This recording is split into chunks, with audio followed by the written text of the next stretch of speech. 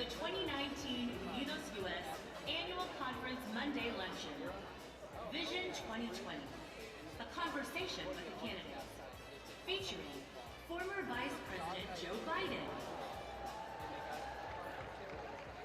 U.S. Senator Bernie Sanders, U.S. Senator Amy Klobuchar, U.S. Senator Kamala Harris, and Secretary Julian Castro. The program this afternoon is brought to you by Bank of America, Hyundai, Miller Ford, and Walmart. And now, please welcome your host, Senior Correspondent for Noticias Telemundo, Vanessa Ha.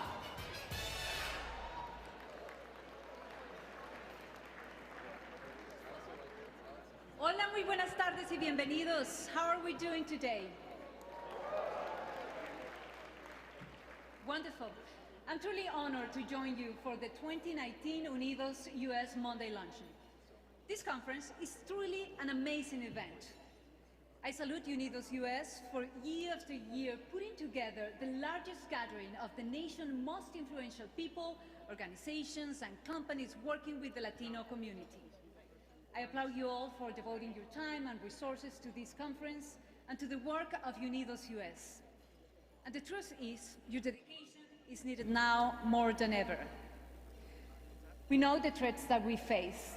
We have seen the terrible news just this weekend with the horrific mass shootings in El Paso and Dayton, Ohio. And I know it's easy to feel helpless. But we must remember that we can all do something, that we can all make a difference. You have the power to build a better country when you advocate for the issues that are important for you and for your families. And that power is your vote. In 2020, Latinos will be the largest minority group of voters. That means it's time once again for Latinos to lead, just as we have done throughout our nation's history. As you know, this afternoon we will hear from 5 of the Democratic presidential candidates.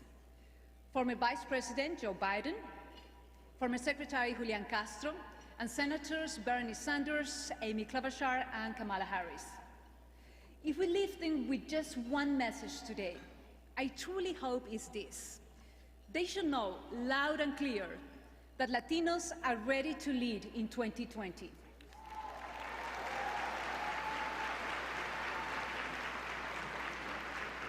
That Latinos are ready to vote for a better country for our children and for all Americans.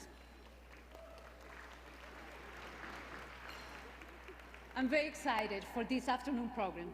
Before we meet the candidates, we will hear from an UnidosUS affiliate leader whose organization helps create opportunities for members of our most vulnerable communities, the children of migrant farm workers in South Florida.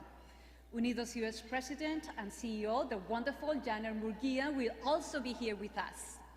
And I hope you have a chance to see and hear her speech Saturday.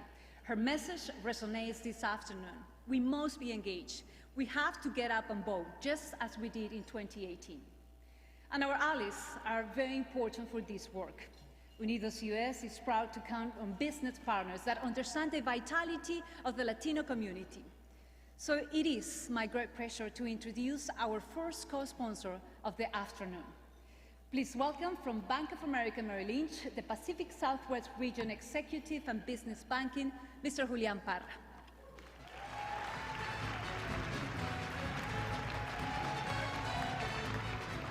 Hola, muchas gracias y buenas tardes. De parte de Bank of America, estamos encantados de estar aquí con ustedes hoy. On behalf of Bank of America, we are proud to be with you here today. However, we are all saddened by the violence perpetrated in communities that we serve in Gilroy, in El Paso, and in Dayton. Our hearts are heavy, and our sympathies go out to the victims and their families. I believe we can do more. This Latino immigrant believes we can do more. I'm proud of the decision Bank of America made last year to no longer bank companies that produce military-style firearms for civilian use.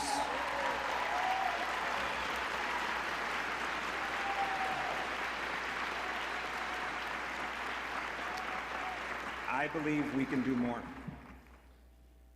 As the nation's largest gathering of leaders and organizations committed to Latino civil rights and advocacy, UnidosUS and the affiliates in this room are doing extremely important work. Much credit should be given to UnidosUS President and CEO Janet Murguia and Board Chair Maria Salinas. Your leadership and commitment in communities across the country is inspiring. I'd also like to recognize former UnidosUS Chair and current Bank of America Board Member Monica Lozano.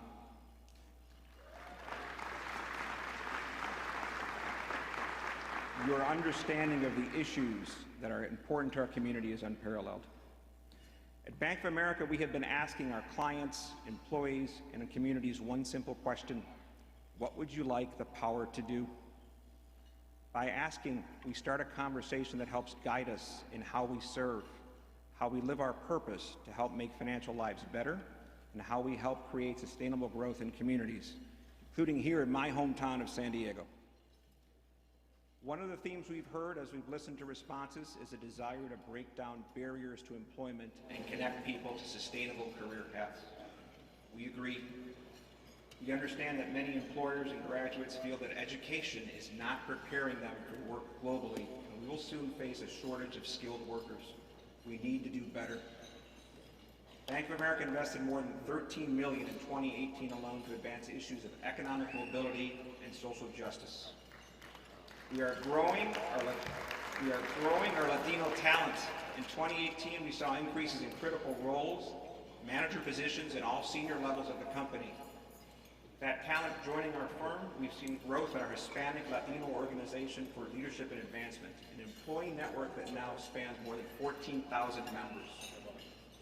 7 years ago, at the executive levels of the company, we formed the Hispanic Latino Leadership Council, a group whose focus is to develop strategies to connect Latino leaders across the organization and to the communities that they serve. We're particularly proud of the work we do together with UnidosUS around Latinos in Finance workforce training program that in part helps fuel our recent commitment to hire 10,000 people from low and moderate income communities over the next 5 years. In the last 18 months, the associates we've hired have been expertly prepared by Unidos affiliates in 9 cities across the U.S. So I'll close where I started by asking all of you the key question: what would you like the power to do? This conference is incredibly important. Let's keep that dialogue moving forward. Thank you. Thank you, Mr. Prado. Now joining us from Honda, please welcome the chair of the Hispanic Employee Resource Group, Brandon Ramirez.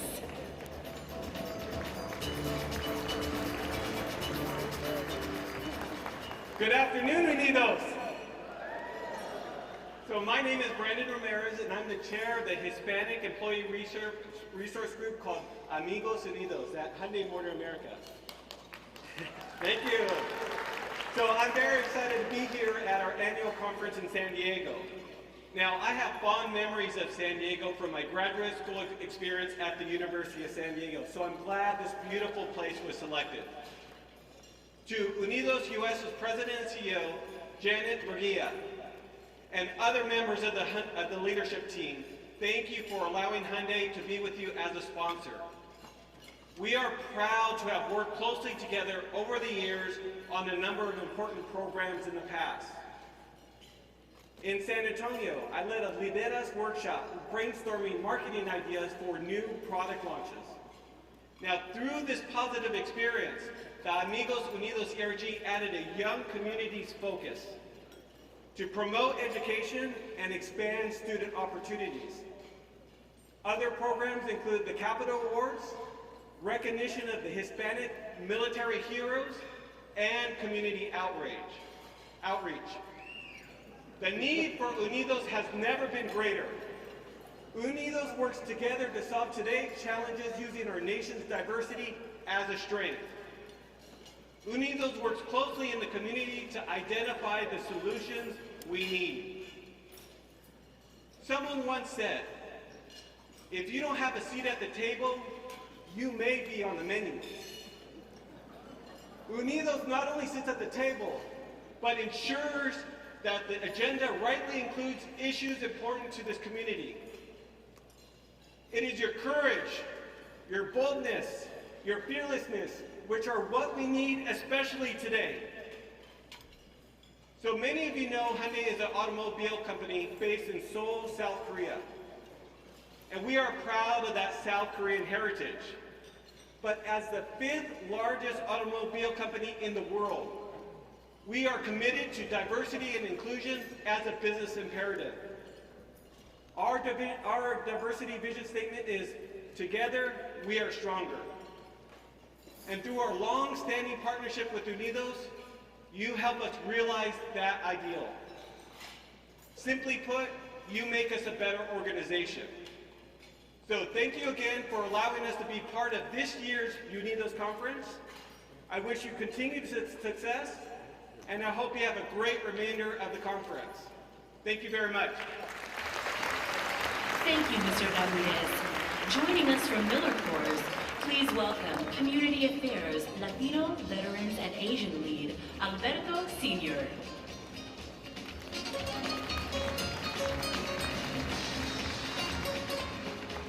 Good afternoon, buenas tardes. It's an honor to be here today. At Miller Coors, we have an uncompromising dedication to quality, a keen focus on innovation, and a deep commitment to sustainability. When we talk about quality, it's not about our beers, it's about everything we do. The quality of our partners like UnidosUS. We're very proud to be your partner and supporter for the past 18 years. 18 years where you've been a source of inspiration for us by leading with tenacity, courage, and purpose as you fight to create opportunities and open the doors to the American dream for Latinos all over the U.S. Know that you have a partner in Miller Coors that will do anything we can to support UnidosUS and its members. I also want to take this opportunity to congratulate the recipient for the Advocacy Award, the Redlands Christian Migrant Association from Florida. You're a champion for the Latino community, and you inspire all of us with the incredible work that you do. At Miller Coors, we're constantly working to raise the bar on beer, and we've made commitments in 3 areas.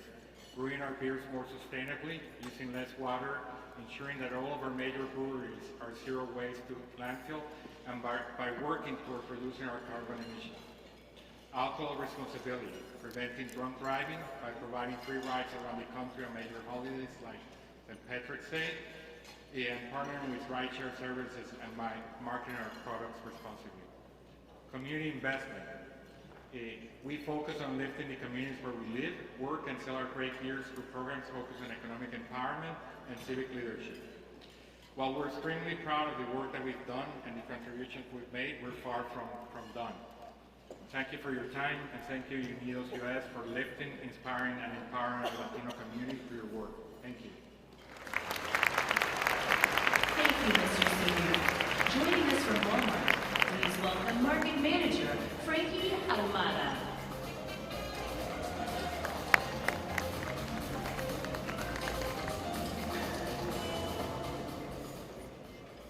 Good afternoon.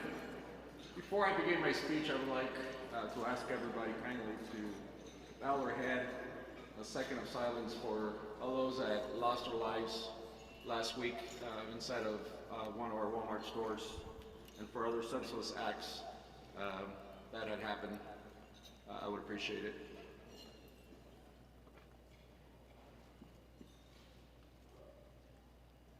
Thank you. Hello everyone. I have a simple but heartfelt message from Walmart co-workers in Southern California.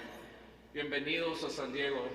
We're proud to have you here and proud of Walmart's long and productive partnership with Unidos. Please help me congratulate Janet Munguia and her staff for an amazing conference.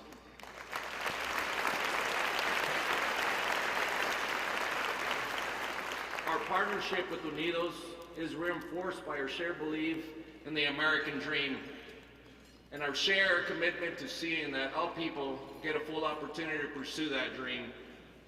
When my father brought our family to California from my hometown of Mexicali to settle in the little city of El Centro, Thank you. It was to pursue the American dream. I was 15-year-old at the time, a high school freshman who spoke no English. I still don't, but I try. But 3 years later, I graduated from high school, enrolled in a community college, and went to work at Walmart, retrieving shopping carts from the parking lot. I didn't realize it then at the time, but that's when my own pursuit of American dream began to accelerate. Just like Unidos, Walmart encourages economic mobility. 75% of our store managers began as hourly associates, just as I did. And for that matter, just as our CEO, Doug McMillan, did. In my job today, I'm responsible for over 26 Walmart people, and my number one responsibility is helping those associates succeed. Education is crucial too for success, especially in an industry that's being rapidly changed by technology and consumers' lifestyle. So in 2016, we launched the Walmart Academy program. It's designed to teach our associates retailing skills to qualify them for higher paying jobs. And our Unidos program gives our associates and eligible family members the opportunity to earn a college degree at a cost of only $1 a day.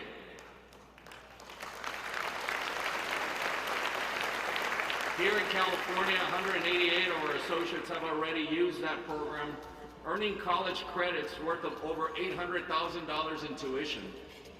But our people paid only 2.8% of that, or as little as $24,000. And that's 188 Walmart associates that are well underway to achieving their Walmart dream, or their American dream. We look forward to expanding the opportunities we create for our associates and for the opportunities in the communities that we serve and work. Just as we look forward to continued expansion of our partnership with Unidos. Thank you, Janet. Thank you all, and enjoy San Diego. Gracias.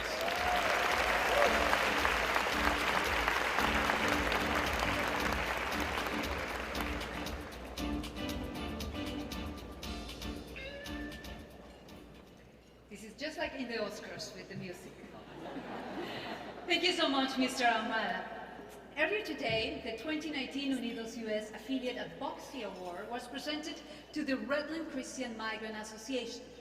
Now, ladies and gentlemen, please welcome to the stage its Executive Director, Isabel Garcia, and UnidosUS Vice President for Policy and Advocacy, Mr. Eric Rodriguez.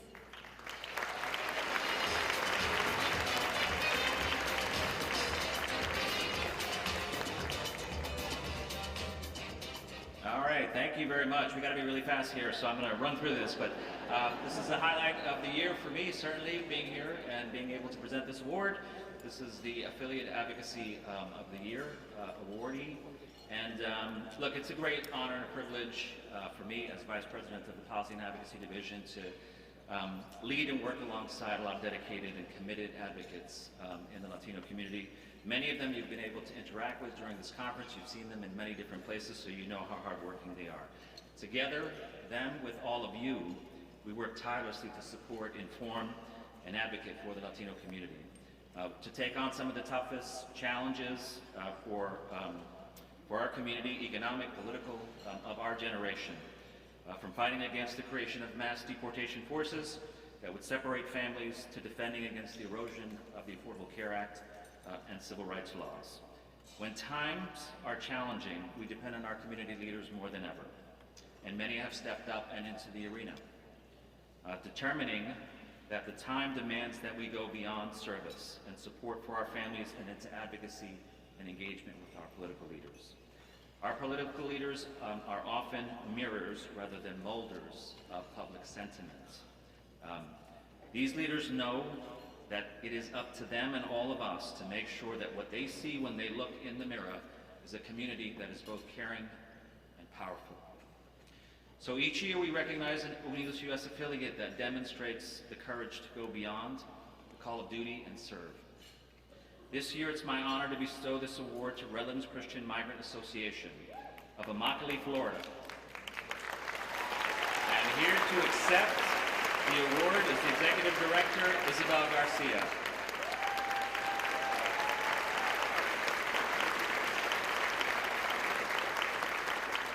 Buenas tardes, and thank you for this moment, Eric.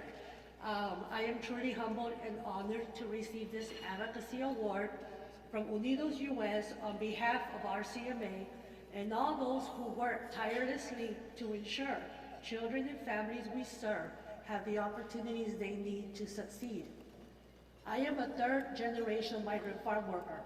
My mother was born in Michigan, one of 19 siblings. She quit school in the 2nd grade to work in the fields. My father came from Mexico to work in the fields. As farm workers, our family migrated to pick crops with our hands: tobacco in North Carolina, peaches in Maryland, and oranges in Florida. As you can see, I've come a long way. I am here today, thank you. I am here today because of the indomitable spirit my parents gave me, the courage of countless advocates, the efforts of organizations like UnidosUS, and the generosity and care of good people who chose to help me and my family when they could have turned away. I am here with you today because I had opportunities. I share this because I immediately connected to RCMA's mission when I started work there 30 years ago. RCMA began 55 years ago with 75 children in 2 labor camps to provide a safe place for migrant children while their parents worked in the fields. Back then, the children were exposed to dreadful weather, pesticides, contaminated water, and dangerous equipment. Fast forward to now, RCMA employs more than 1,600 people, most hired from the communities we serve, and former farm workers themselves, to care for 6,500 of Florida's most vulnerable children in 66 child development centers and 3 charter schools throughout the state.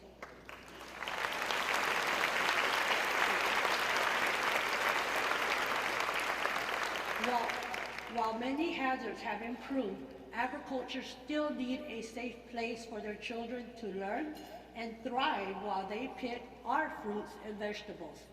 I am proud to say that RCMA was there for them then, is there for them now, and will be there for years to come. As a provider of early childhood education, a community employer, as a place where farm workers can come to learn and develop and prepare themselves to advocate for their families and their communities. For all of us at RCMA, this is more than a job. Our work is our passion. We see the transformation that happens with opportunities. With opportunity, poverty is transformed into resourcefulness, closed doors into perseverance, early childhood education turns into successful careers, bad policy transforms into advocacy, and advocacy to a better life. And together, we transform communities and make a difference for generations to come. Thank you. Thank you, Janet Murguia, our President CEO, and Maria Salinas, the Board Chair, for this award and recognition. Thank you.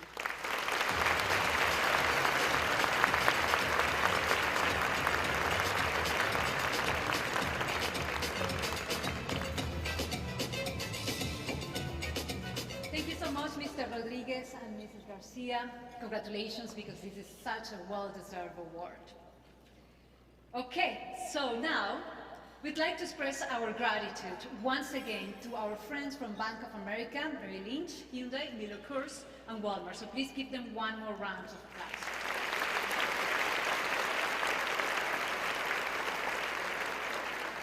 And as you might know, UnidosUS celebrates its annual conference in different cities each year.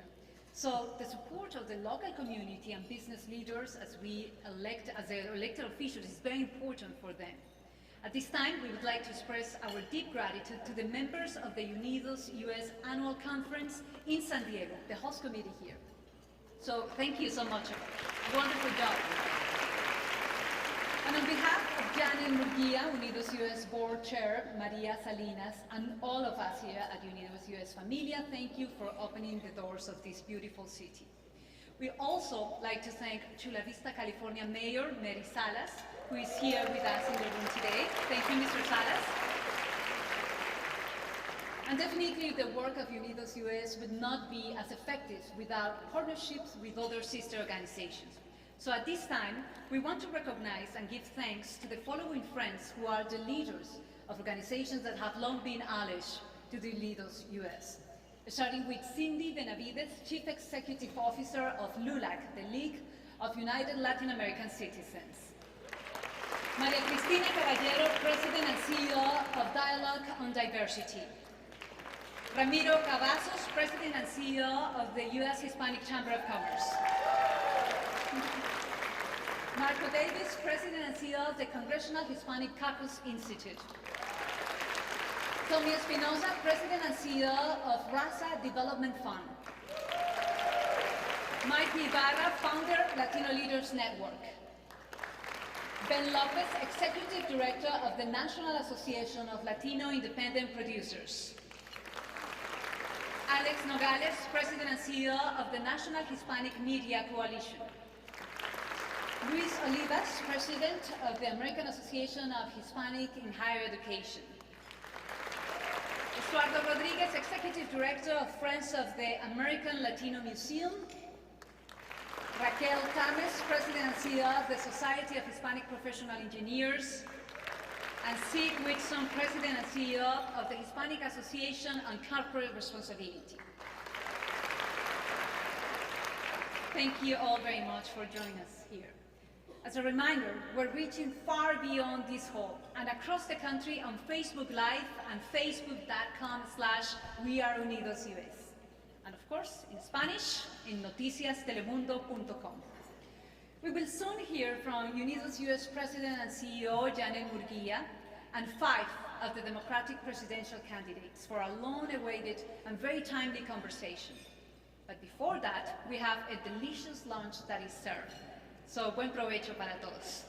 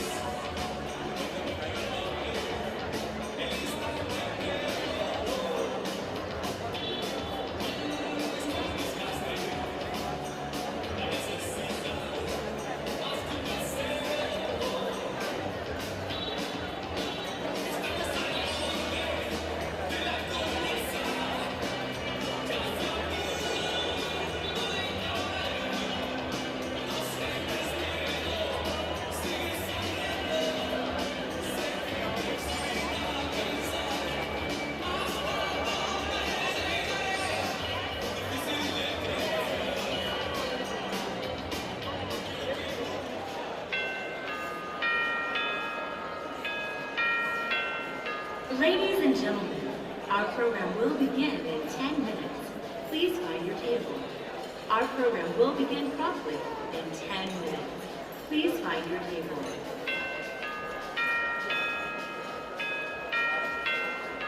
Ladies and gentlemen, our program will begin in 10 minutes. Please find your table. Our program will begin promptly in 10 minutes. Please find your table. Thank you.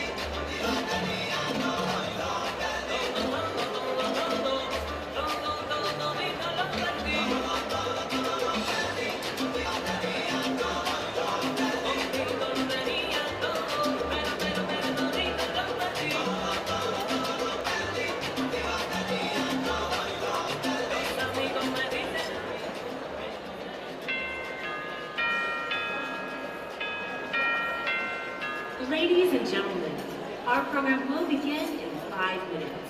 Please find your seat. Our program will begin promptly in 5 minutes. Please find your table.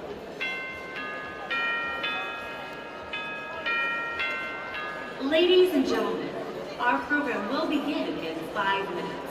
Please find your seat. Our program will begin promptly in 5 minutes. Please find your table. Thank you.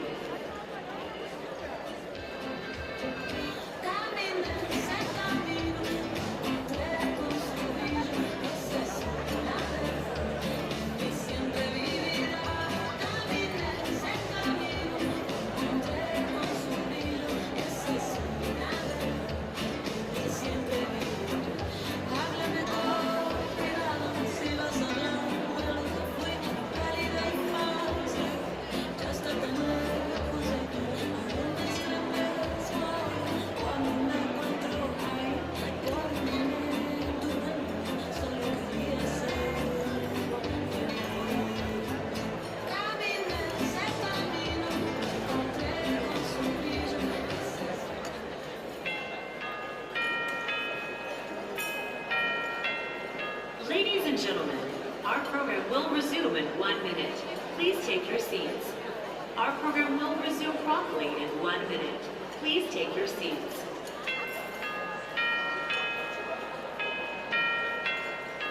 Ladies and gentlemen, our program will resume in 1 minute. Please take your seats. Our program will resume promptly in 1 minute. Please take your seats. A reminder to silence your cell phones. Thank you.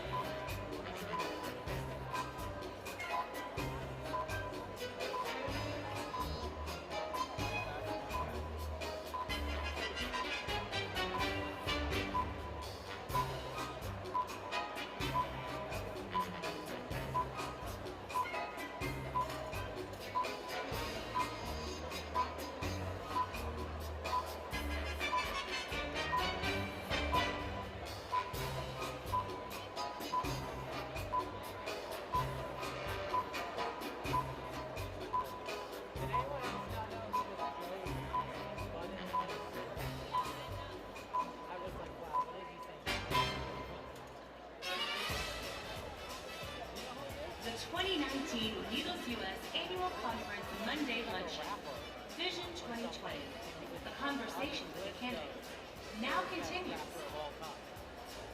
with former Vice President Joe Biden, U.S. Senator Bernie Sanders, U.S. Senator Amy Klobuchar, U.S. Senator Kamala Harris, and Secretary Julian Castro. The program this afternoon is brought to you by Bank of America, Hyundai, Miller Corp, and Walmart.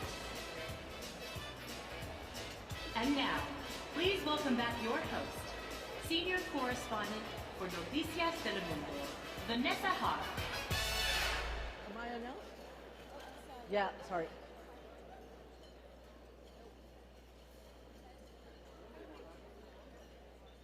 Ladies and gentlemen, please welcome UnidosUS President and CEO, Janet Murguia.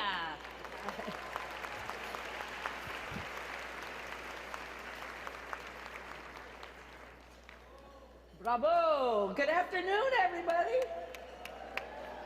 How we doing? We're having a good time? We're learning lots? You're having a great conference? Well, we're very, very delighted to bring this portion of our conference here for you. So, welcome to everyone. Thank you for joining us.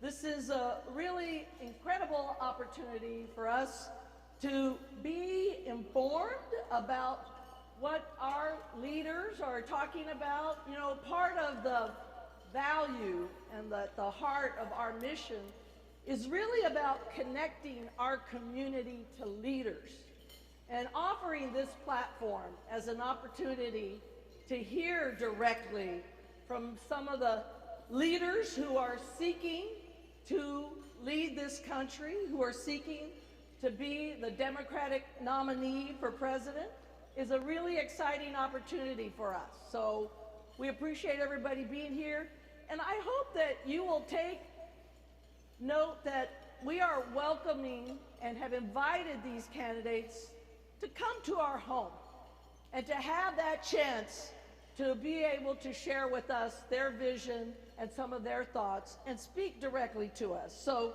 I'm excited to host them on behalf of UnidosUS and to offer them this chance to come into our home. And it's in that spirit that I also hope that we will give our candidates who are here today our full attention and give them a chance to be heard. So, for some of you who've been following us for a few years, you know that we're proud of a long tradition of inviting and working with presidential candidates and presidents of both parties. In fact, the last time we were in San Diego in 2008, we were here and we were able to host then Senator Barack Obama and the late Senator John McCain. And it was a wonderful opportunity. I hope that someday soon we'll be able to host presidents and candidates from both parties again. We'll look forward to that day sometime in the future.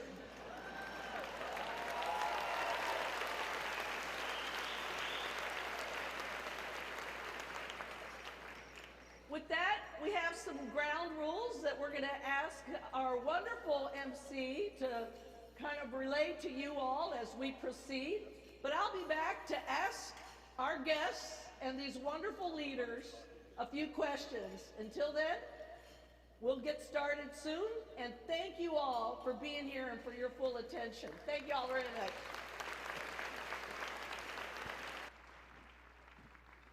Thank you so much, Janet. Thank you very much. Thank you so much for the Appreciate it. fantastic work that you do. You're doing great work. Thank you. Okay, so we're almost there. How are we feeling? Good. A little bit of housekeeping before we begin. So UnidosUS first announced these conversations with the candidates on May 15. Due to space and time limitations, we could not bring the entire democratic feel here. As a result, candidates had to fill certain criteria. So number one, they must have publicly declared their candidacy on or before July 5th. And number two, they must register at 3% or more support in at least 3 different polls released from January 1st to July 5th. You can visit the unido.us/press to review the complete guidelines. And now for the rules of today's vote. Each candidate will come to the stage and give his or her individual remarks. Afterwards, they will each be joined by Janet Murguia for a question and answer session. So is everyone ready?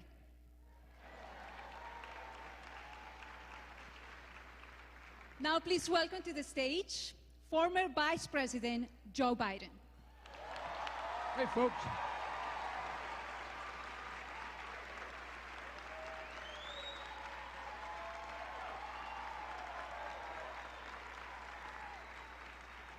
It's good to be back.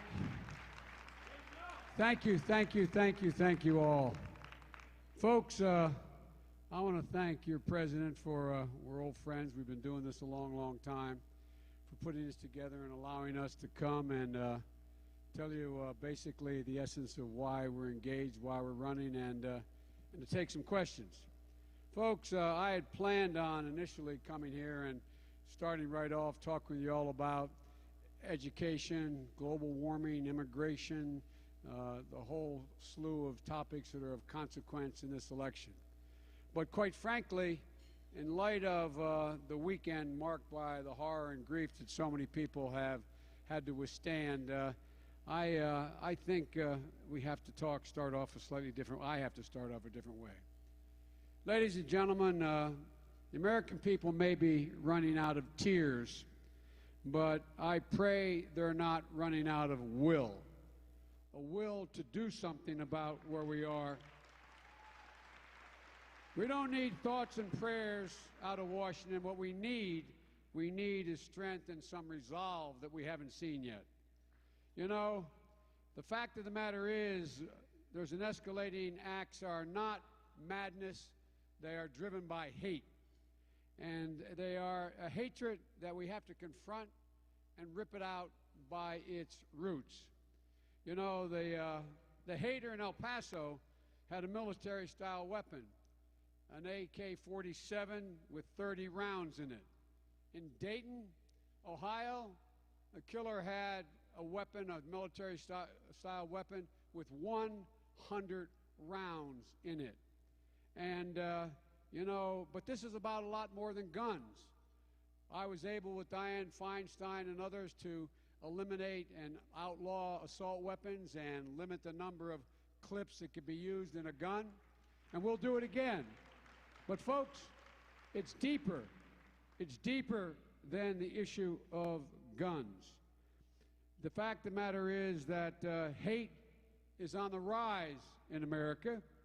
White nationalism and white supremacy, extreme ideology is growing, and it's growing all around the world. In Charlottesville, when you saw those people coming out of the woods, little fields, literally carrying torches, their faces contorted, singing and chanting the same anti-Semitic bile that was chanted in Germany in the 30s, accompanied by white supremacists, as well as the Ku Klux Klan. And when confronted by decent, honorable people, and a young, innocent woman was murdered, and the president was asked to comment, what did he say? He said what no president has said. He said there were very fine people on both sides. God forgive him. Ladies and gentlemen, the words the president utters matter. The world listens. They understand, and quite frankly, our children are listening. We don't talk nearly enough about the impact this has and will have for a long, long time. We can't fix the problem if we refuse to name the problem. Folks, it's long past time that we, in fact, call out for what it is. This is white nationalism. This is white supremacy. This is about hate. This is about what happened in the border community. Ladies and gentlemen, the policy of this administration amounts to nothing but an onslaught on decent Americans and citizens and those who are seeking to be citizens. Folks, shutting down the office of the Department of Homeland Security's National Security portion, being able to track and deal with white supremacy and all its hate-filled rhetoric and the consequence of it is something that has already happened in this administration.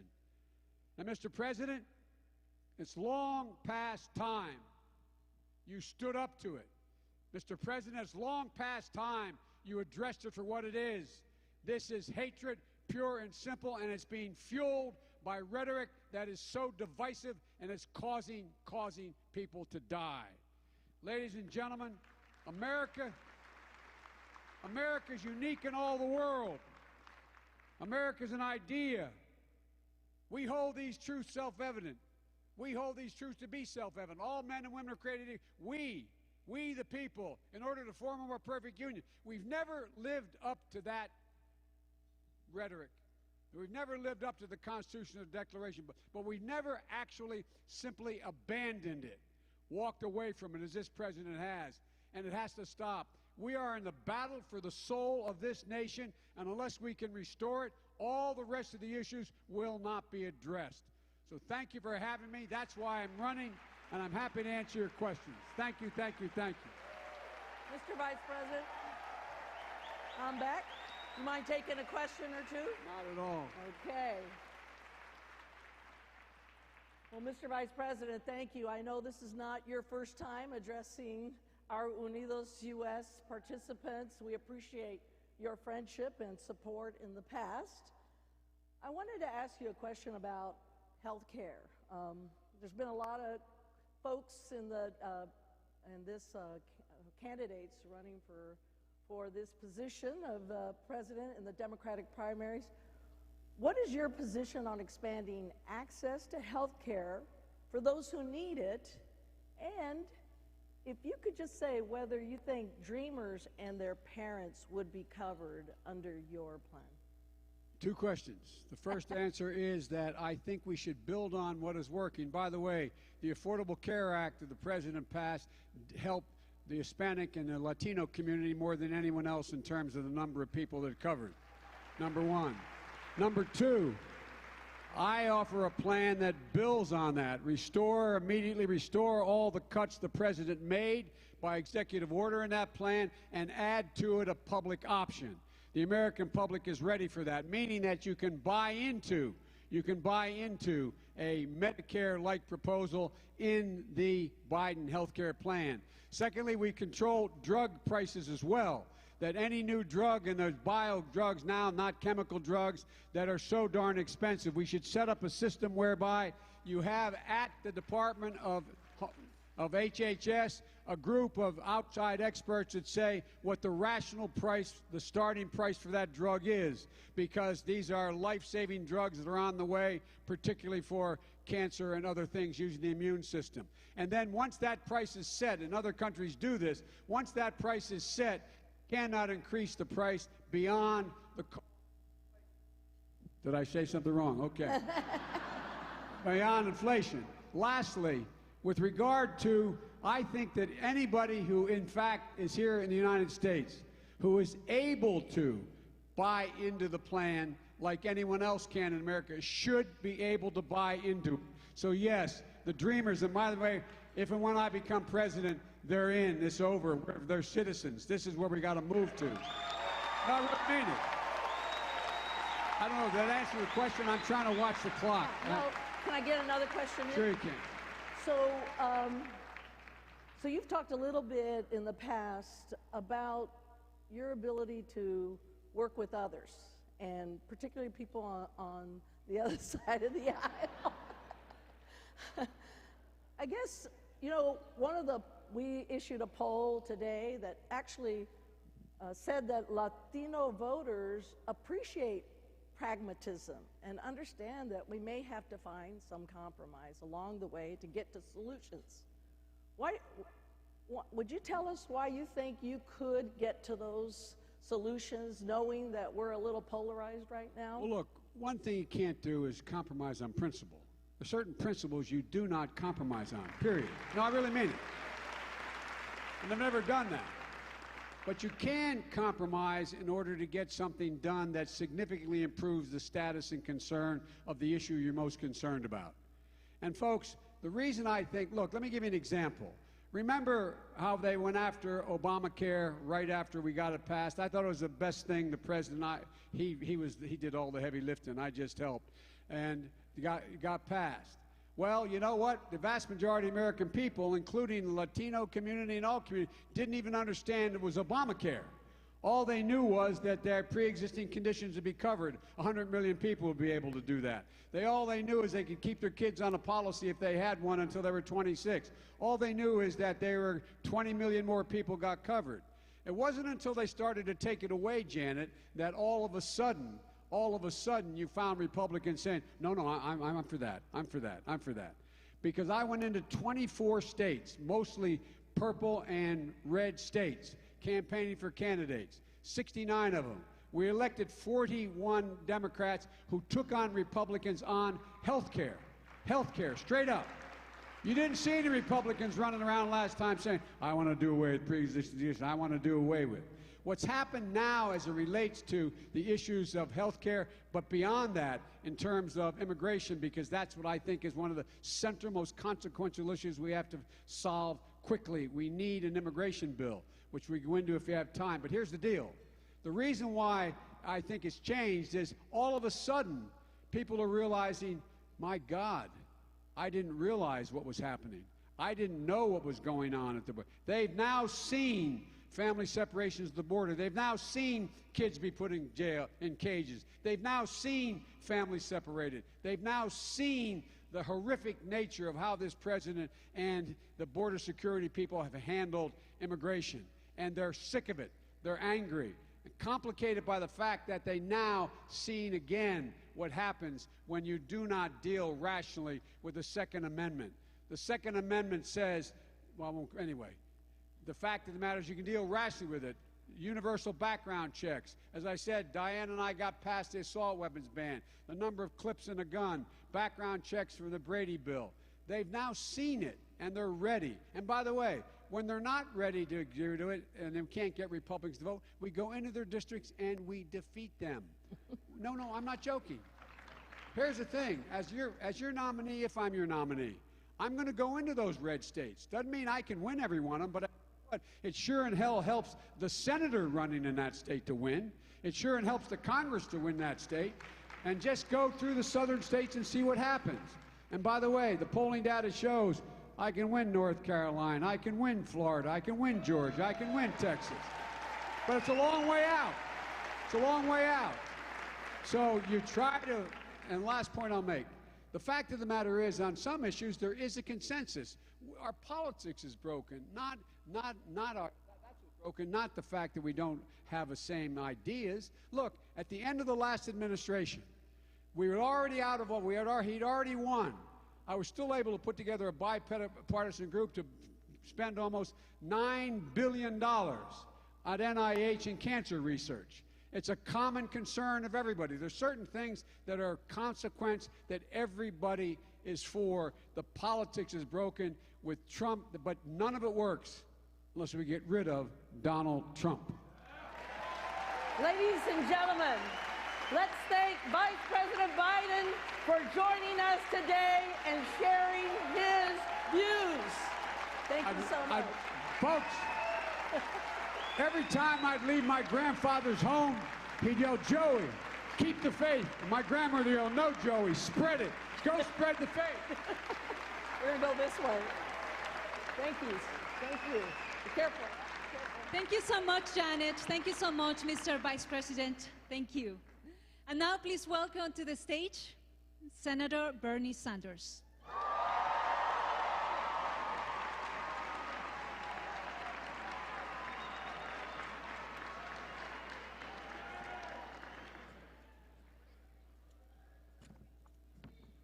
Good afternoon. Let me begin by congratulating UnidosUS for the extraordinary work you are doing in this unprecedented moment in American history. We have a president who works overtime trying to divide the American people based on the color of our skin or where we were born or the language that we speak. Together, we are going to undo the damage that Trump has caused and bring our nation back together again.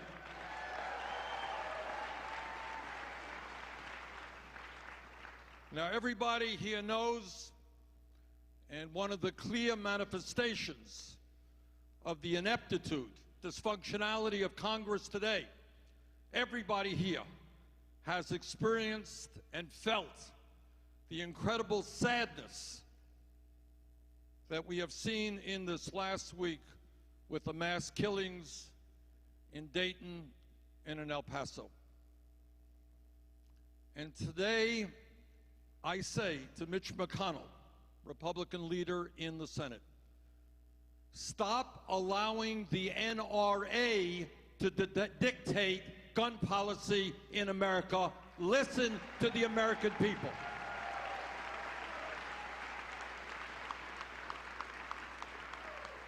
And the American people are very clear about it. Overwhelming numbers.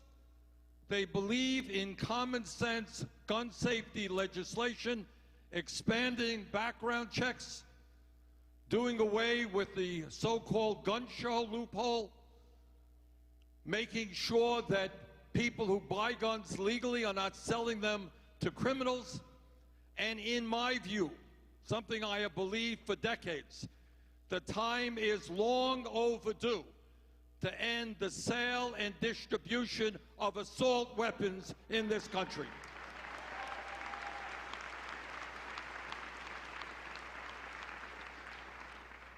Assault weapons are military guns designed to kill people rapidly. They should not be on the streets of America. Let us ban the sale and distribution.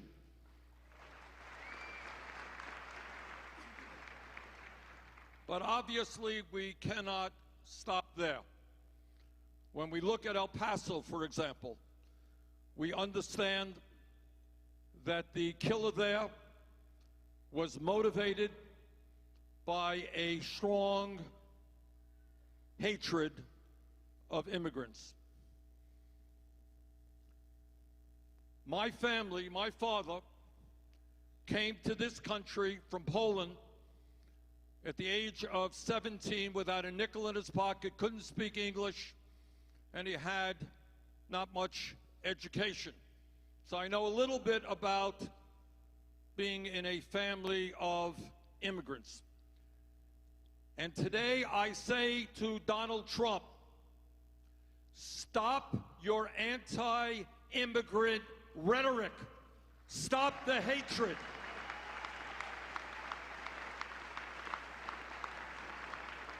Because that language, that hatred, that divisiveness creates a situation where certain people will do terrible things. And the good news also is, despite Trump's demonization of immigrants, the American people and I and you understand we need to move to comprehensive immigration reform and a path toward citizenship. We need to provide legal status to the 1.8 million young people in the DACA program and expand that program. And we need a humane border policy such that we are not snatching tiny babies from the arms of their mothers. But as a nation, we need to do even more than that. We need to move toward health care for all people as a human right. We need to raise the minimum wage to a living wage. We need to provide educational opportunity to all people regardless of income, and we need to cancel student debt in America.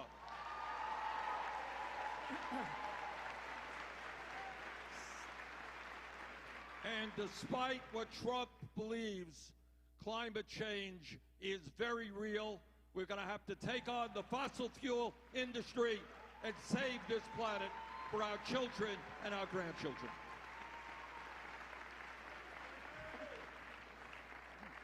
Senator Sanders, we appreciate you being here, and remember when you joined us in 2015, and know that you're not a stranger here, and we appreciate the work you've been championing on so many fronts. You know, you talked a little bit about the repercussions and the tragedy in El Paso and gun violence, but I was wondering if you could kind of just tell us a little bit about how you intend to address hate and racial division and unite Americans as President of the United States. I believe two things. Number one, I do not believe that people are born with hatred.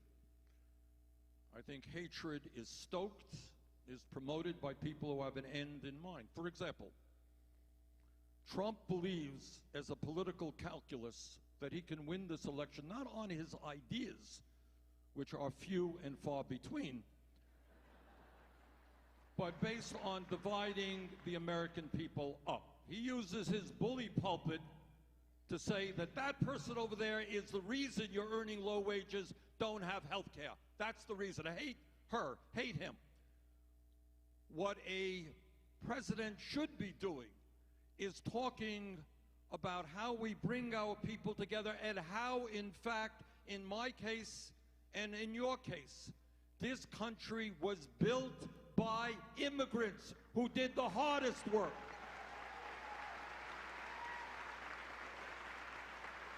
As immigrants or the children of immigrants, there's nothing for us to be ashamed about. We should be proud of what our parents have done to make this country great.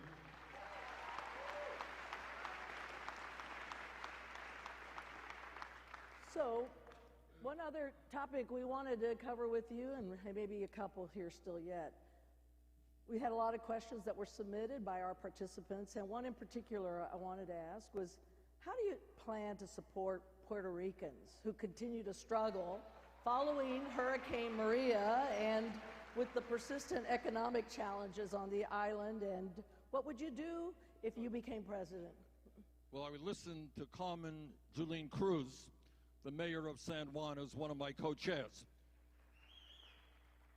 And let us understand, first of all, let us acknowledge and praise and support the incredible courage of the people of Puerto Rico who went out onto the streets and stood up against corruption and austerity. Incredible. But we should understand that the crisis in Puerto Rico is not of recent origin. It's not just recent corruption. That island has been in the depression for decades. Poverty has been increasing. Schools have been shut down. Pensions have been cut. Meanwhile, Wall Street vulture hedge fund operators have made billions of dollars in profit while the people of that country has suffered. So let me tell you boldly one of the things that we do. We have to tell Wall Street they cannot get blood out of a stone, that they're going to have to allow the people of that island to grow and prosper before you drain all of the resources out there. Second of all, unlike Trump, we remember that the people of Puerto Rico are American citizens.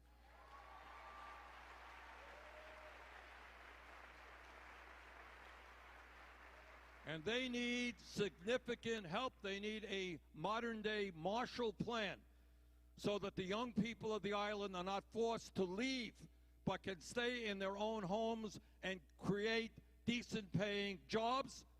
Recently at the University of Puerto Rico, tuition has gone way, way up, making it hard for people to go to school there. That is crazy.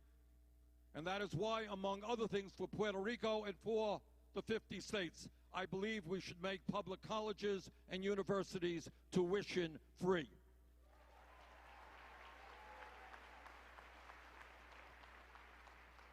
Let's go forward in time. You're elected President of the United States. That's a good idea. First 100 days, what's the top of your list for the first 100 days?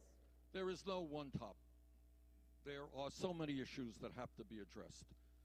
We cannot ignore the crisis of climate change. We've got to transform our energy system. We have got to bring comprehensive immigration reform to the floor of the House and the Senate. We have to have an executive order which restores the legal protections for the young DACA people. We have got to raise the minimum wage to a living wage, at least $15 an hour. And we have got to begin the process of doing what every other major country on earth does, guarantee health care to all people as a right, not a privilege. And we have got to have the courage to take on the pharmaceutical industry who are ripping us off every single day. I recently went to Canada recently with a group of people suffering from diabetes, bought insulin there for 1/10 of the price charged in America. On my first day, We will make it easy for people to buy prescription drugs in other countries and substantially lower the price of medicine in America. We have to deal with a broken criminal justice system which impacts disproportionately Latinos and African Americans. So, Janet, it is going to be a very busy first day. And then on the second day, we really get to work. Ladies and gentlemen, thank Senator Bernie Sanders for his time here and Thank for you all. joining us. I'll walk out with you here. Thank you, Senator.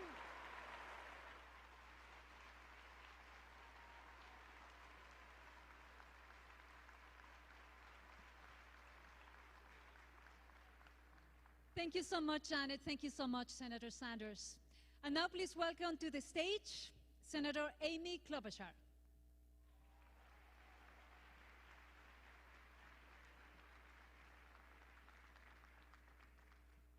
Buenos dias. It is so wonderful to be here with all of you at Unidos.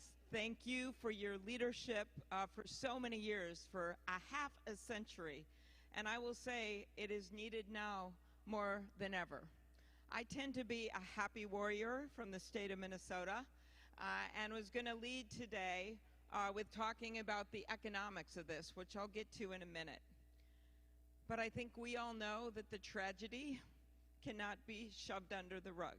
What happened in the last 48 hours changed our country forever. When I think of the courage of those people, when I think of what people did, that mother in that Walmart who literally fell over her little baby, saved the baby's life, but was killed. The Hispanic veteran that was killed in that store. What we saw was ordinary people, as they so often do, doing extraordinary things. What we saw was the immigrants of America under attack. And what I think right now is we have extraordinary power in Washington, D.C. There's extraordinary power in the U.S. Senate, where I have served for a decade. We have extraordinary power in the White House. And the people in Washington, D.C. have to show the courage and the power of those people in that store and our first responders and the immigrants in our communities. Mitch McConnell, Senator McConnell, has to call up that gun legislation for a vote. We have waited for too long to get that done. And I come from a hunting state. I come from a law enforcement background. But when I got to the Senate, I couldn't believe the power of the NRA and the other groups that have tried to stop that in the track. I sat across from the President of the United States for over an hour at a meeting in the White House to advocate after Parkland for gun reform. 9 times he said that he wanted to see universal background checks. 9 times. And then the next day he met with the NRA and he folded. And I can tell you, as your president, I will not fold. I will get it done. The other thing we know is that this was fueled, what happened in El Paso and in so many of the other shootings across the country, it was fueled by hate.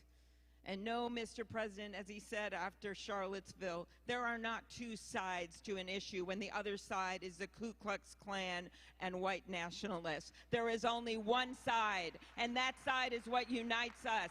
That side is the United States of America. We must take this on. We must condemn hate when we see it, and we must embrace our immigrant community.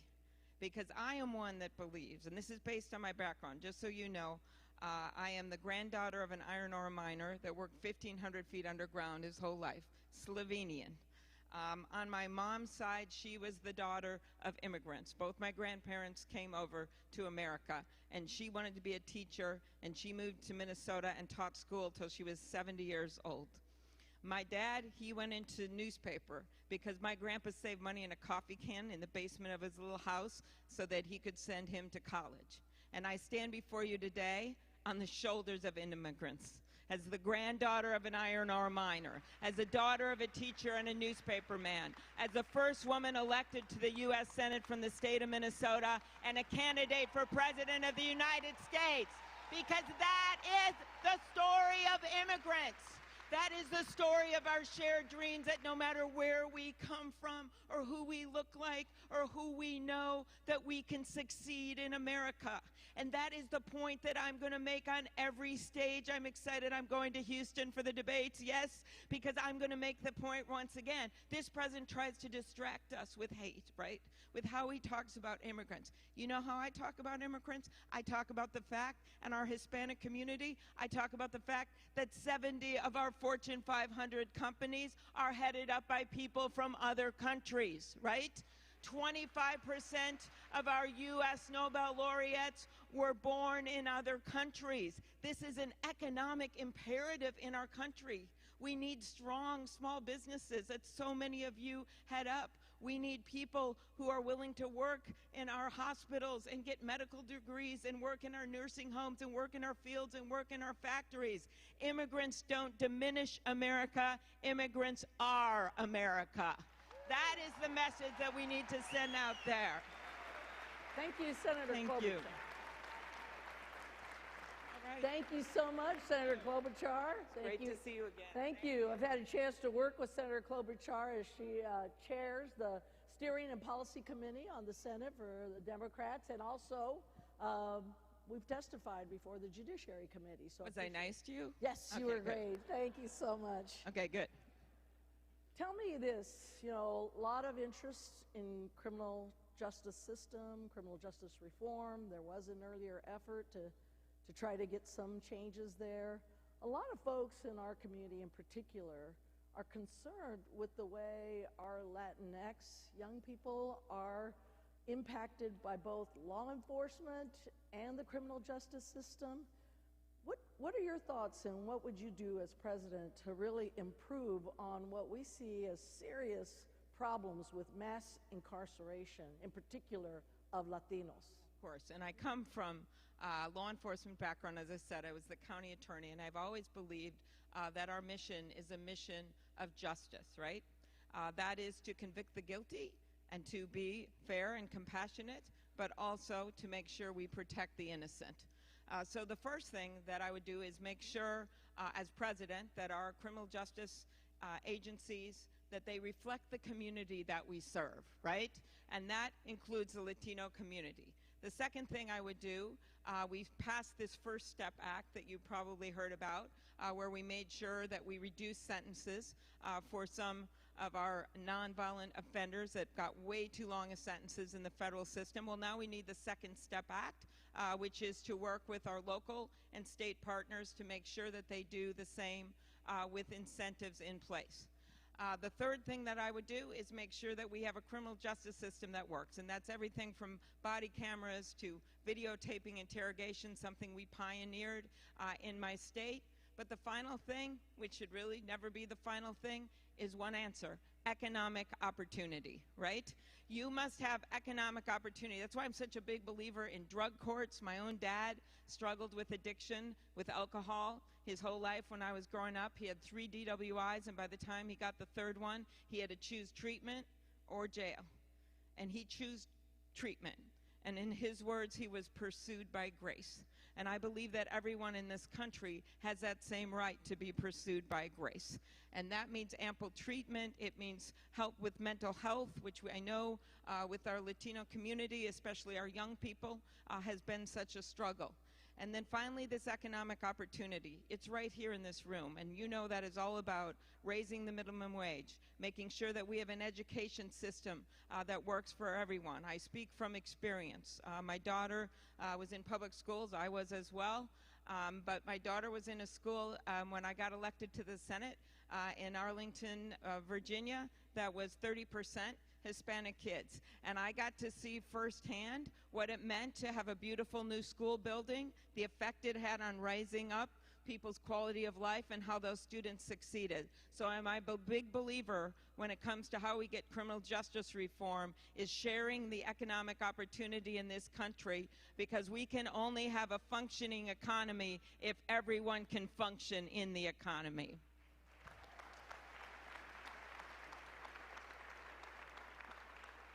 I'm going to pick up on that thread just a little bit, because what we have seen is that women of color, including Latinas, are overrepresented in low-wage services and occupations, and we have limited access to benefits. I know you've spoken on this, but what would you do to ensure that women of color and Latinas have access to economic and job support, such as child care and family paid leave, equal pay? Well, let's first identify this problem for what it is, which is a systemic racism that we still see in our country. When Latinas compared to white men, it's somewhere in the range of 60 cents on every dollar that they make. When you have African American women go to a maternity ward and say, oh, my hand is swollen, and the doctor does nothing. This happened in Louisiana, and she lost her baby. Or a friend of mine that was going through a store, who's a vice president at a company, and gets followed by store security. That's happening right now. And so my answer to this, again, is we have to compete globally as a country. We must work with the rest of the world. And we do that if we have our best people and all of our people participating in the economy. So that means, first of all, yes, raising the minimum wage that I already mentioned. I'm a co-sponsor of that bill.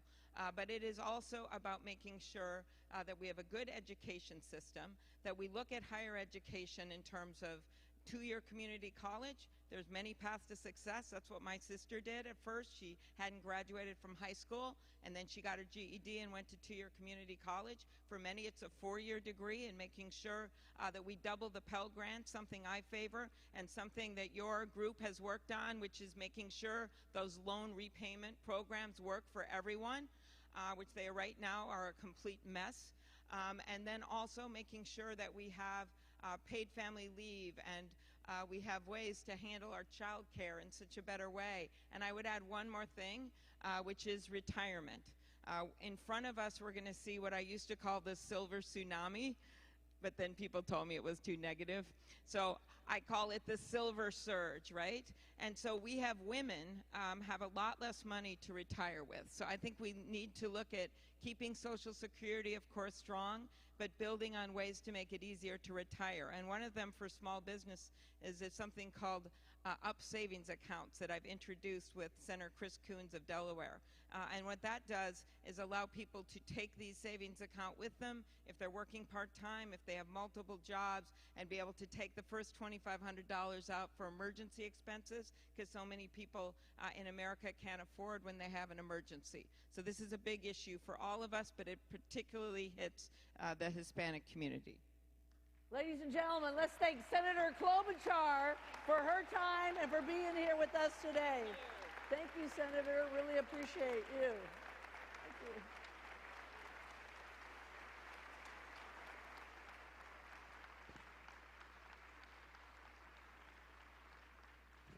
Thank you so much, Janet. Thank you so much, Senator Klobuchar.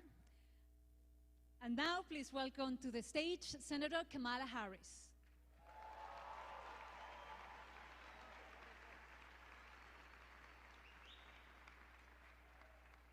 Hi, everyone.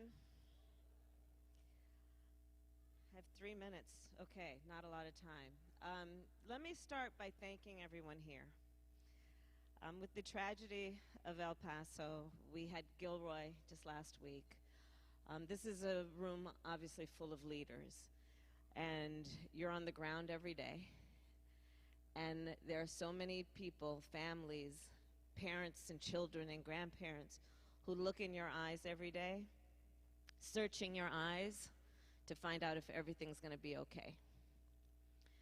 And you are the leaders who hold people up and give them hope, while also giving them some sense of where they can go to be safe, where they can go to receive the dignity they deserve, where they can go to receive the relief that they are due in the courts of our country, and in the workplaces of our country. And it's not easy, and it's been tough, and especially these last couple of years. And so I just want to start my comments by thanking you, because the work you do every day gives voice and empowers so many people who, especially in these last couple of years, have been the subject of targets of hate, misinformation, and coming from the voices of very powerful people, including the President of the United States. But the work you do every day is to remind people of their strength and their power and their right to belong. And I think it is moments like this for all of us in our lives and in the history of our country that will be a test for each of us about our commitment to the professions and the lives that we have all chosen. And I know, by knowing who is in this room, that we are up for it. And we are rising to meet this challenge. And that in the quiet moments when we are alone, we may experience despair and pain, but we've got fight, and we've got strength, and we are on the right side of history. And when this is all over and this moment passes, we will remember that we were the ones who fought for the best of who this country is, and we were the ones who made real those promises that were articulated when we wrote the Constitution of the United States and all of its amendments, and the Declaration of Independence and the Bill of Rights, and those words that we spoke in 1776, that we are all equal and should be treated that way. We are the ones who are making those words real and making those words live and keeping a commitment to this country in terms of its ideals. And so I thank you. Thank you. Hey. Where's Janet? Hey, Senator. How are you? It's really great to have you here. You know, we worked with Senator Harris when she was Attorney General of California, and a great champion on so many issues, so we really appreciate that. Thank you. Well, we're going to get right to it. I know you wanted to keep your earlier remarks short so you could get a few more questions Yeah, I in. do. I really So do. we're going to let Okay, you hear from some of the Okay. questions we've had from our audience, and again, we're delighted you're here. Thank you. We're going to jump into housing, and I know that, you know, for us, we've seen a lot of challenges for the Latino community, whether it's being able to rent homes, rent houses or apartments, find housing. And in particular, we've gone back when it comes to having access to home ownership. Not as many loans can mortgage in that space, and I know we've had the economic crisis and the foreclosure issue, but That's right. what would your plan as president be to address housing? And in particular, how would you look to advancing the Latino community in that space? Sure. So I worked with a lot of the organizations here on one of the biggest housing issues that we've experienced in the last decade, which was the foreclosure crisis. It hit California particularly hard. It hit Nevada particularly hard. It hit many, I think all states, but those with a heavy Latino population were hit the hardest. And therefore, those families were hit the hardest. And so we did the work together. You stood with me when I took on the 5 big banks of the United States and pulled California out of that negotiation, and it wasn't easy, but you stood with me. You stood with me when we passed in California the Homeowner Bill of Rights that said we should give the homeowners the rights they deserve in terms of having a single point of contact with the bank, in terms of making sure that they are safe from predatory lending practices, of which there were so many, in terms of those practices that targeted immigrant communities and in particular Latino families. And so we have done that work, and we have also learned some lessons, which is that we have to be vigilant in going after the predators, but we also need to make sure that our families are receiving the information they need that is accurate information about their rights. On a specific issue, in terms of one of the proposals that I have in this election, in the presidential election, it relates to rent. So in 99% of the counties in the United States, if you are a minimum wage worker working full-time, you cannot afford market rate for a one-bedroom apartment. And what we also know is a majority of minimum wage workers are women of color, of which a great percentage of that are Latinas. So one of the proposals that I have, I call it the Rent Relief Act. And it is also based on the knowledge that half of Latino families in America are renters. So what I am proposing is that we change the tax bill so that for families who are, or individuals, who are spending more than 30% of their income in rent plus utilities, they'll get a tax credit.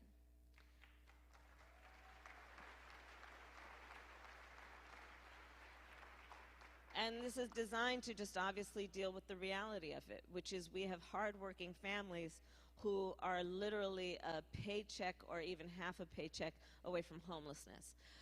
Another issue that I'm addressing is the issue of income inequality, and there's a huge racial wealth gap in America, which we know.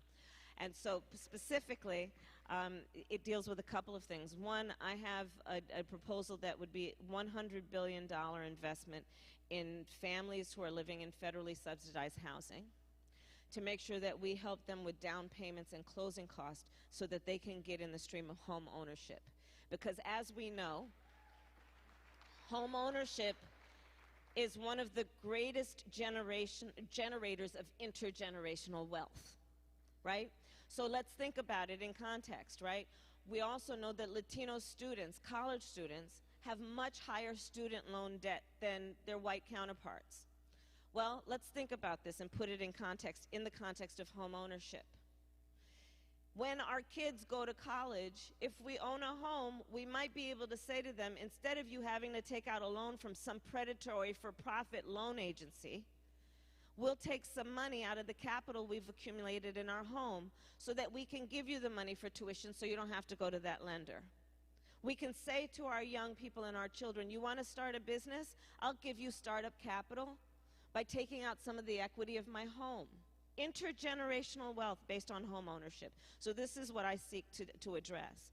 In addition, I am proposing what economists have described as what will be the most significant middle-class tax cut we've had in generations. And it goes like this. For families that are making less than $100,000 a year, they will get a tax credit that they can receive at up to $6,000 a year and take home at up to $500 a month, which will be all the difference between those families being able to get through the end of the month or not. Because in America today, almost half of American families are a $400 unexpected expense away from complete upheaval. In America last year, 12 million people took out a loan of on average $400 from the payday lender at an interest rate often in excess of 300%. And when we look at from which communities come the people who are part of these statistics, we know it is communities of color, including obviously Latino families. So these are some of the issues that I seek to address, understanding that if we don't deal with the racial wealth gap, we will not be able to fully correct the inequities that exist in this country.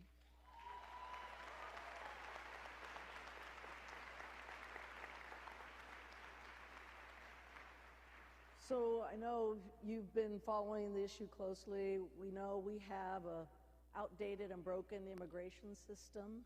A lot of folks are looking to the next president to not only hopefully talk about this issue in the right way, but actually have specific steps to address our broken immigration system. If you're president, what would you do? Yeah. Well, let's start by, I'm going to just start with, you know, let's put us in context. We're in San Diego, California. In California, 1 in 2 Californians was born outside of the country or has a parent who was born outside of the country. Raise your hand if you're part of that statistic. Right.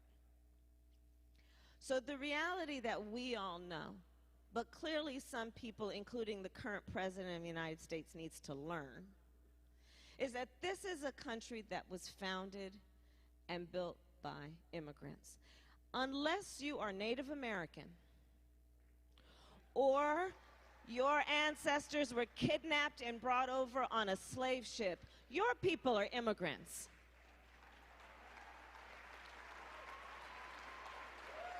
So let's speak that truth. Let's speak that truth.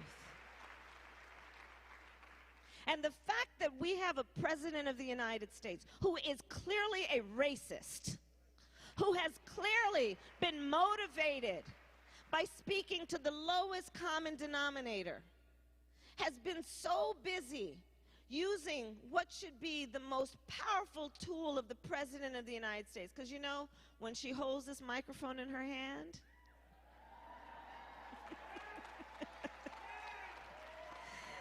there's a lot she can accomplish. There's a lot she can accomplish by setting perspective, by elevating public discourse, by reminding people of the accurate version of history of this country, and by helping people have a vision of the future in which they can all see themselves. But instead, the current occupant of the White House has used this in a way that has been about beating people down instead of lifting people up. But we are better than this, and we are going to help him get out of the White House and go back to his reality television show or wherever he came from.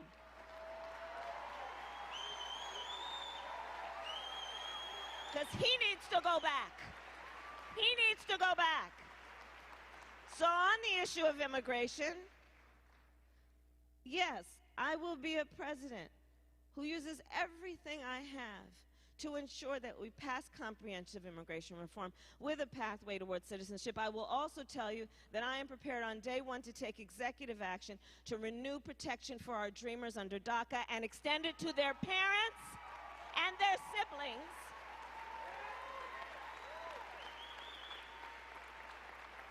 Because on that issue, we also have to understand that this patronizing kind of paternalistic approach to our dreamers, not understanding those children were raised by parents who love them.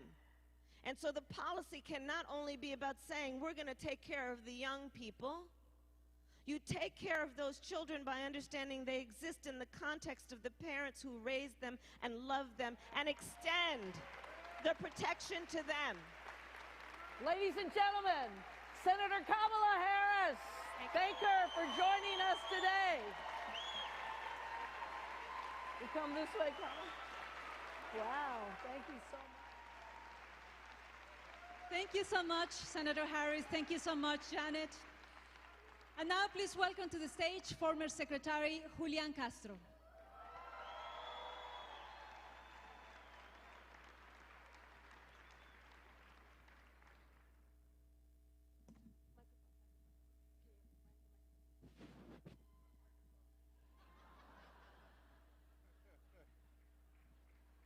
Buenas tardes.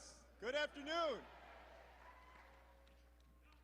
Well, you know, let me just begin by thanking Janet and everybody at UnidosUS and to all of the affiliates who are here for the great work that you do each and every day in your own communities. Of course, our hearts are very heavy right now with the recent news from El Paso and from Dayton.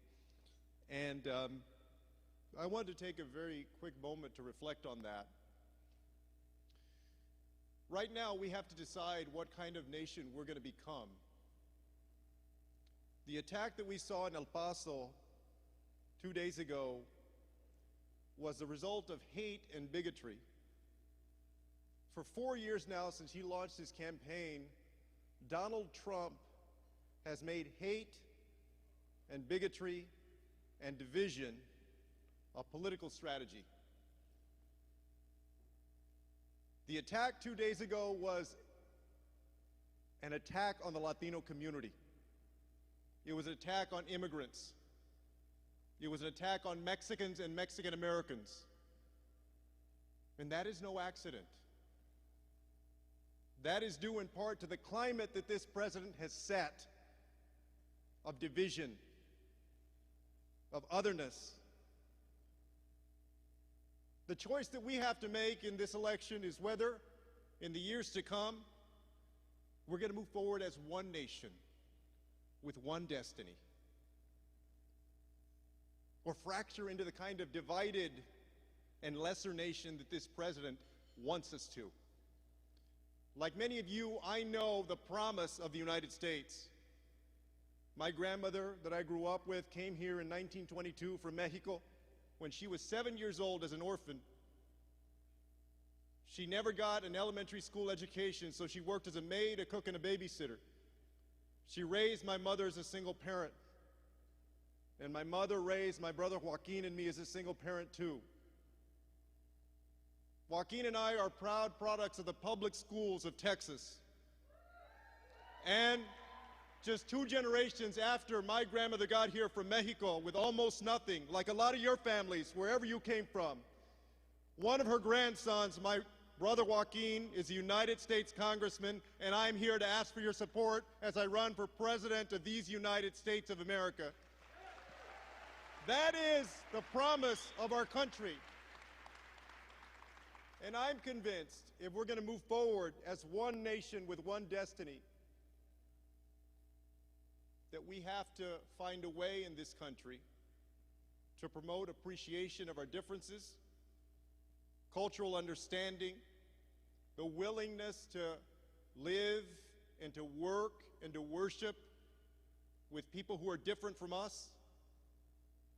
I also believe that the destiny for this beautiful nation in the years to come is for us to be the smartest, the healthiest, the fairest, and the most prosperous nation on earth. If we're going to be the smartest nation on earth, it starts with universal pre-K for 3- and 4-year-olds, and paying teachers what they deserve, improving K-12 education, and universal higher education. It means changing our healthcare system to one that is based off of Medicare so that every single person in this country can get good health care, not just health insurance. It also means reimagining our criminal justice system so that no matter who you are, you're innocent until proven guilty. And no matter the color of your skin or what neighborhood you live in, you're treated the same by police in any community in the United States. It means that if you're a woman, you get equal pay for equal work, and that you can't be discriminated against no matter what your sexual orientation or gender identity. If we're going to be the most prosperous nation on earth, it means raising the minimum wage to $15 an hour. It means investing in housing that is affordable to the middle class, to the working poor, and to the poor. It also means harnessing the wonderful potential of immigrants, putting undocumented immigrants on a pathway to citizenship, ending family detention and separation, making sure that our dreamers and their parents and all undocumented immigrants are able to contribute to the forward progress of this country, and doing a 21st century Marshall Plan for Honduras, El Salvador, and Guatemala so that people can find safety and opportunity at home instead of having to make a desperate journey to the United States. So, it also means combating climate change, understanding that we can protect our planet and also create great jobs and opportunity in the 21st century. The Latino community is not new to this country. Too often times, politicians come in front of you and they act like everybody just got here 5 minutes ago, right? I know that there are people here whose family members were here before these were the United States of America.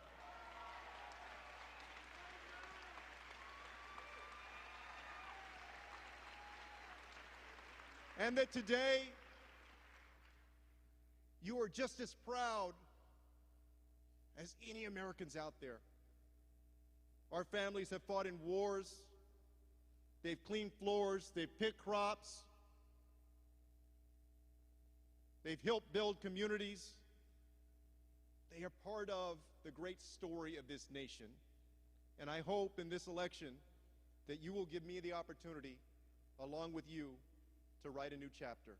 Muchísimas gracias. Thank you very much. Thank you all very much. Secretary Castro,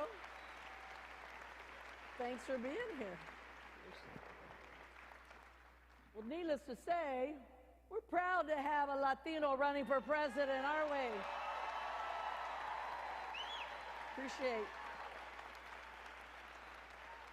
Takes a lot to put yourself out there, but you've got great experience, and one of those areas of experience has been in being mayor of San Antonio, on the cabinet and U.S. Cabinet Secretary for Housing and Urban Development. But one area we haven't touched upon that I'd really like to get your thoughts on. You know, it feels like in our community we're seeing restrictions and limitations on our right to vote at every turn. Voter suppression is a real issue